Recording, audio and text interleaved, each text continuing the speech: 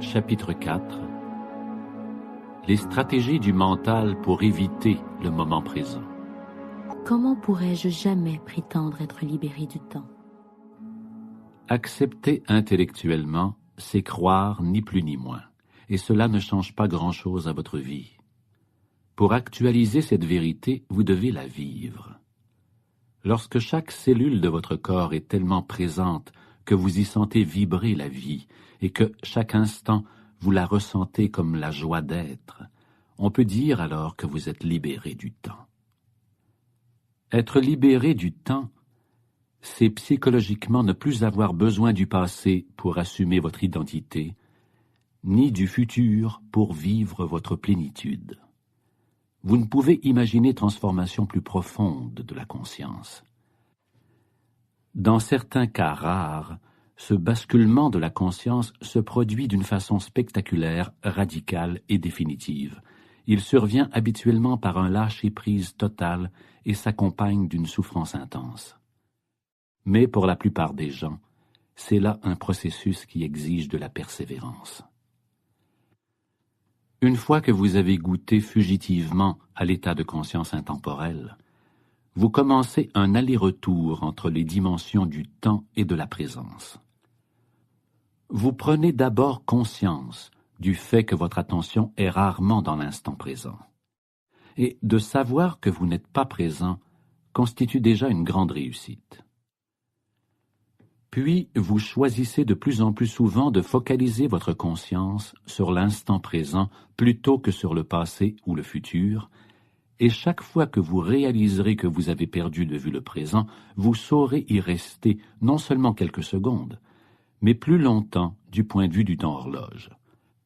Alors, avant d'être fermement ancré dans l'état de présence, c'est-à-dire avant d'être totalement conscient, vous faites des allers-retours répétitifs pendant un certain temps entre la conscience et l'inconscience, entre la présence et l'identification au mental. Vous perdez de vue le présent et vous y retournez. Puis, la présence finit par devenir votre état prédominant. La plupart des gens ne connaissent jamais l'état de présence, sinon de façon accidentelle et brève, en de rares occasions, sans le reconnaître pour ce qu'il est. La plupart des humains n'oscillent pas entre la conscience et l'inconscience, mais plutôt entre divers niveaux d'inconscience. Qu'entendez-vous par divers niveaux d'inconscience? Comme vous le savez sans doute, votre sommeil alterne constamment par phase entre le rêve et l'absence de rêve. De même, à l'état de veille, la plupart des gens naviguent entre l'inconscience ordinaire et l'inconscience profonde. Ce que j'appelle l'inconscience ordinaire, c'est l'identification à vos mécanismes de pensée, à vos émotions, à vos réactions, à vos désirs et à vos aversions. C'est l'état normal de la plupart des gens. Dans cet état, vous êtes sous l'emprise du mental qui est le propre de l'ego, inconscient de l'être. Ce n'est pas un état de douleur ou de malheur aigu, mais plutôt un état sourd et presque continuel de malaise, d'insatisfaction, d'ennui ou de nervosité, une sorte de parasitage de fond. Vous ne le remarquez peut-être pas, tellement il fait partie de la vie normale, tout comme vous ne distinguez pas un bruit de fond sourd et continu, entre autres celui d'un climatiseur, à moins qu'il ne s'arrête. Lorsque le bruit cesse soudainement, on ressent un soulagement. Beaucoup de gens se servent de l'alcool, des drogues, du sexe, de la nourriture, du travail, de la télévision ou même du shopping comme anesthésiant, essayant ainsi inconsciemment d'éliminer ce malaise de fond. Par cette compensation, une activité qui peut être très agréable si on l'utilise modérément devient une activité compulsive ou de dépendance qui ne soulage que très brièvement des symptômes. Ce malaise se transforme en souffrance lorsqu'on passe de l'inconscience ordinaire à l'inconscience profonde. C'est un état de souffrance et de tourment plus aigu et plus évident. Cela arrive lorsque les choses tournent mal dans votre vie, lorsque l'ego est en danger ou confronté à un défi majeur, à une menace ou à une perte, réelle ou imaginaire, ou lorsque vous vivez un conflit relationnel. C'est une version intensifiée de l'inconscience ordinaire qui diffère non par sa nature, mais par son degré d'intensité. Dans l'inconscience ordinaire, résister habituellement à ce qui est ou le nier crée le malaise et l'insatisfaction que la plupart des gens acceptent comme faisant partie de la vie normale. Lorsque l'ego se trouve face à un défi ou à une menace, cette résistance s'intensifie et finit par occasionner une intense négativité qui se manifeste entre autres par la colère, la peur aiguë, l'hostilité, la dépression. L'inconscience profonde se traduit souvent par une activation du corps de souffrance et une identification à celui-ci. La violence physique n'existerait pas s'il n'y avait pas d'inconscience profonde. Cette violence explose aussi sans retenue chaque fois qu'une foule de gens, ou même un pays entier, engendre un champ d'énergie collective négatif. Le meilleur indice de votre niveau de conscience, c'est votre façon d'affronter les défis de la vie lorsqu'ils surviennent. Les défis incitent une personne déjà inconsciente à le devenir encore plus, et une personne consciente à l'être plus intensément. Un défi peut soit vous aider à vous réveiller, soit vous amener dans un sommeil encore plus profond. Le rêve de l'inconscience ordinaire se transforme alors en cauchemar.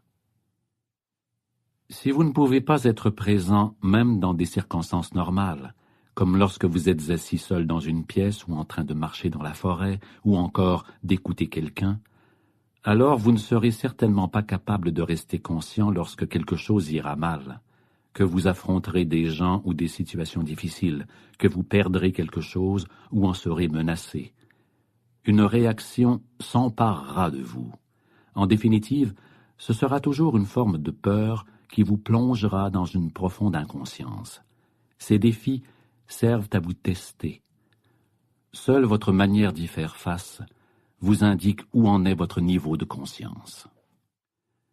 Il est donc essentiel d'introduire dans votre vie plus de conscience dans des situations ordinaires où tout se passe relativement en douceur. Ainsi, vous intensifierez votre capacité à être présent. Cette présence génère en vous et autour de vous un champ énergétique d'une fréquence vibratoire élevée. Aucune inconscience, négativité, discorde ou violence entrant dans ce champ ne peut y survivre, pas plus que l'obscurité ne peut résister à la lumière. Comment pouvons-nous nous libérer de ce tourment? Éprouvez-vous de l'aversion à faire ce que vous êtes en train de faire? Votre travail, peut-être. Ou bien une activité à laquelle vous avez accepté de vous livrer, mais qu'une part de vous n'aime pas, et que vous repoussez. Entretenez-vous en silence du ressentiment envers un proche. Réalisez-vous que l'énergie que vous dégagez ainsi est si nuisible dans ses effets que vous êtes en réalité en train de vous polluer vous-même ainsi que ceux qui vous entourent. Regardez bien en vous. Y a-t-il la moindre trace de ressentiment, de réticence? Le cas échéant, examinez tout cela aussi bien sur le plan mental qu'émotionnel. Quelle pensée votre esprit est-il en train de créer au sujet de cette situation? Puis remarquez l'émotion qui est la réaction du corps à ces pensées. Sentez-la bien. Est-elle agréable ou désagréable? Est-ce une énergie que vous choisiriez vraiment d'abriter en vous? Avez-vous véritablement le choix? Peut-être profite-t-on de vous. L'activité à laquelle vous vous livrez est peut-être vraiment ennuyeuse. Une personne qui vous est proche est peut-être à coup sûr malhonnête, irritante ou inconsciente. Mais tout cela est sans importance. Que vos pensées et vos émotions concernant cette situation soient justifiées ou non, cela ne fait aucune différence. Une chose est certaine, vous êtes en train de résister à ce qui est et de faire du moment présent un ennemi. Vous êtes en voie de créer votre tourment, un conflit entre l'intérieur et l'extérieur. Vous souillez non seulement votre propre être intérieur et celui de vos proches, mais aussi la psyché humaine collective dont vous êtes indissociable. La pollution de la planète n'est qu'un reflet extérieur d'une pollution psychique intérieure, celle de millions d'individus inconscients qui ne prennent pas la responsabilité de leur vie intérieure. Ou bien vous mettez un terme à tout cela et parlez à la personne concernée en lui faisant ouvertement part de ce que vous ressentez, ou bien vous laissez tomber la négativité que votre mental a créée par rapport à la situation. Cette dernière ne sert à rien d'autre qu'à renforcer un faux sentiment de moi. Il est important d'en reconnaître la futilité. La négativité n'est jamais la meilleure façon de composer avec une situation. En fait, dans la plupart des cas, elle vous emprisonne davantage et empêche tout changement réel. Tout ce qui est fait avec une énergie négative se part à son tour de cette négativité et se traduit par plus de souffrance et de tourments. En outre, tout état intérieur négatif est contagieux. Le malheur se répand plus facilement qu'une maladie physique. Par la loi de la résonance, il déclenche et alimente la négativité qui est latente chez les autres, sauf s'ils en sont à l'abri, c'est-à-dire s'ils ont atteint un niveau de conscience élevé. Êtes-vous en train de polluer le monde ou de ramasser les pots cassés? Vous êtes le seul et unique responsable de votre vie intérieure et vous êtes aussi responsable de la planète. Il en va de l'extérieur comme de l'intérieur. Si les humains se débarrassent de leur pollution intérieure, ils cesseront également de polluer le monde.